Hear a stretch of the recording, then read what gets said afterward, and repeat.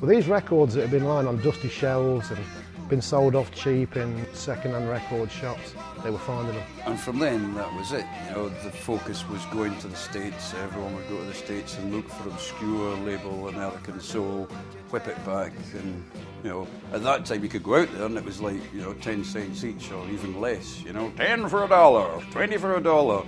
Who the hell wants that muck? Don't you want doo-wop and rockabilly? Have this stuff.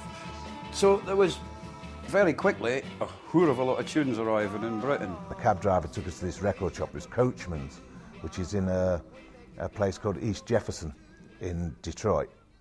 And we walked into this store, two white guys walking into this store, and you could have heard a pin drop. There was a few people in there and everybody stopped. Afterwards, once we'd explained where we were from or what we were doing, they told us the thought that we were police. The only white faces they ever saw in the neighbourhood were policemen. So they were very suspicious of us at first, but when they found out we'd come from England, they were very helpful. The raw music was being found. Interesting labels. Artists you'd never heard of. Things you've never seen. Most of it was made by small labels in America who were really trying to be the next Berry Gordy. They were all trying to be Motown. And because America's such a vast country and a lot of these things relied on local distribution, they simply fell through the cracks in distribution. So often they were the kind of the failures and outcasts of wannabe Motowns throughout the whole of the United States.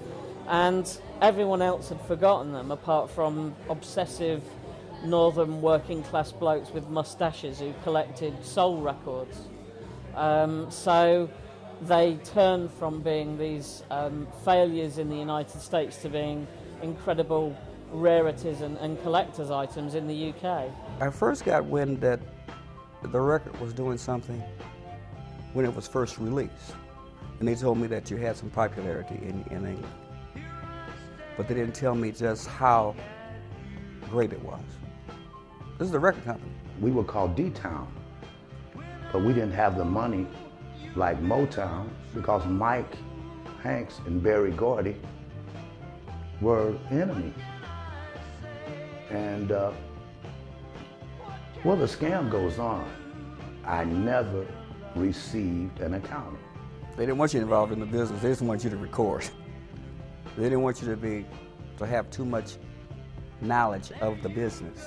The creative end became much better, but the lucrative end avoided me, although they made it avoid me, obviously. Black people in America were suppressed, really. They got things to say, but of course they couldn't publicly say that we're black and we're being exploited by white people. You know, all the big record companies are talking about how Napster is ripping them off, but how many artists have they ripped off? When they're talking about, you know, deep emotions like falling in love, you know, wanting somebody, losing somebody,